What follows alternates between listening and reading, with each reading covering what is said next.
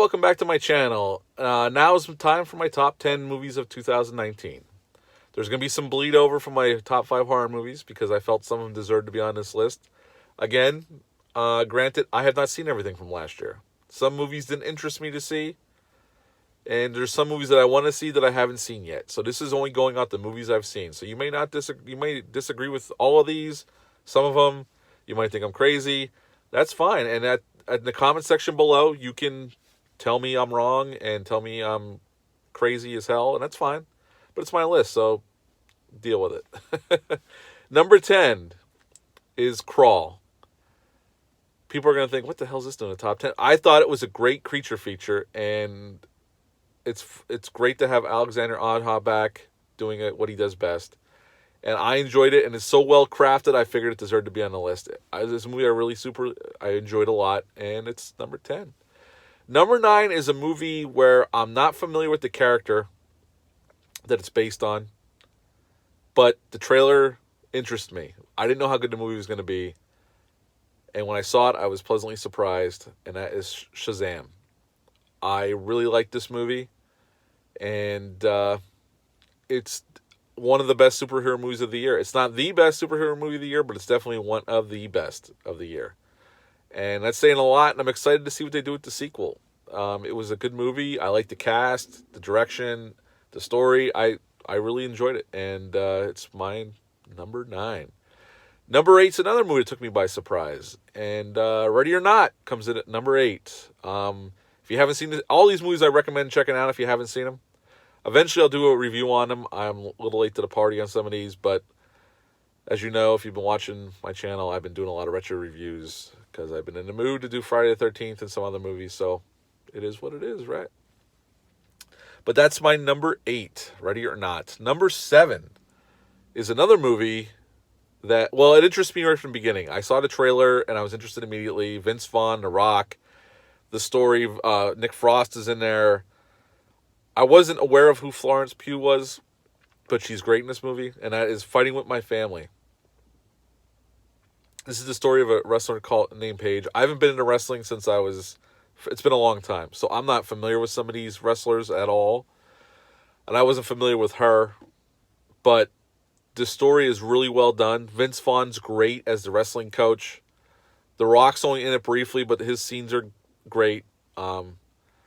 And she's awesome in the movie, and it's well directed, it's well acted, there's drama, it's funny, there's some sports in there, and it's just a really good movie, and I was surprised.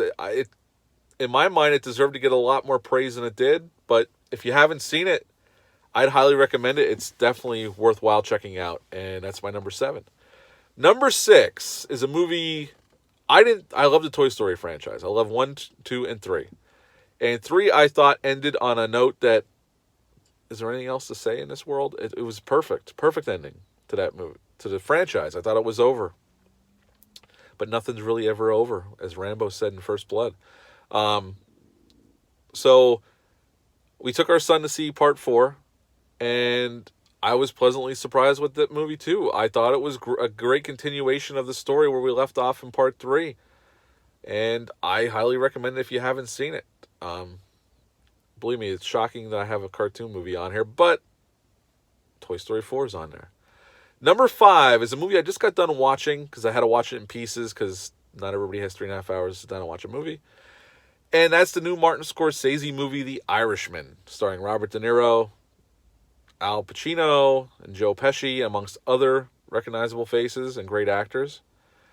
I really liked this movie. I thought it was really well done. While I did have some issues with the de-aging effect in some scenes, I really liked this movie. Is it as good as Goodfellas or Casino? No.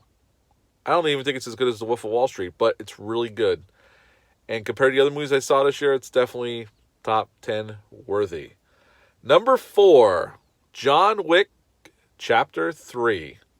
While I had some problems with this movie, I think it's a little too long, and there's some things that don't really need to be in there.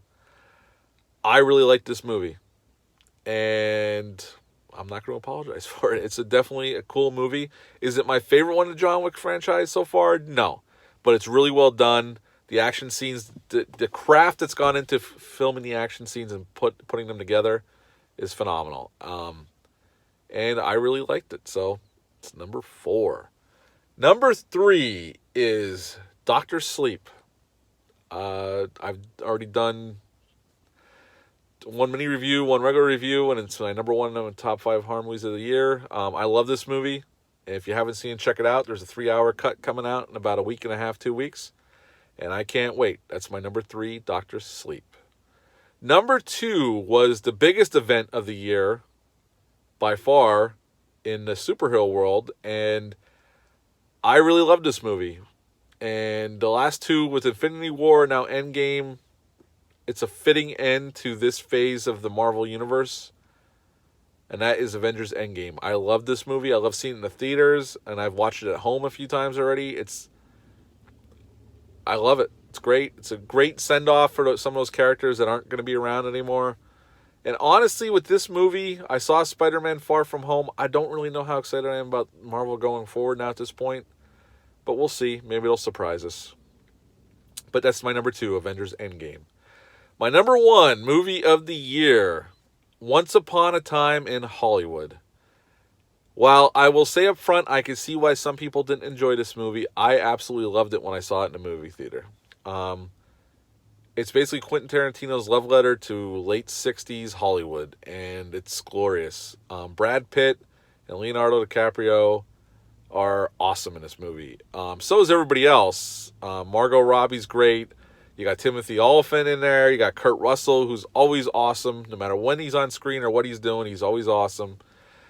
You got Bruce Dern in there and a slew of other people. I loved it. I wasn't bored once, and the last half hour is insane in all the best ways. I loved it, and that's my number 1 movie of the year. So yeah, that's my top 10 movies of 2019. It was a good year. It definitely was. There was some highlights, some lowlights. I didn't get to see everything. Obviously, it's like I said in the beginning. So there may be a movie you love that's not on this list. I just may not have seen it yet. I have limited time to see things, and that's just the way it is. Life gets in the way, but that's the way it is. So that's my top 10.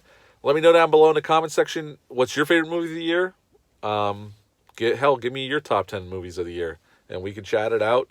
Everybody's likes different stuff, so it doesn't mean just because that's how I feel is how you're going to feel. But that's the beauty of this. We can have a conversation as movie geeks, and that's that. If you like this video, hit the like button and the subscribe button, and I will be back soon. Thanks. Have a great day. Bye.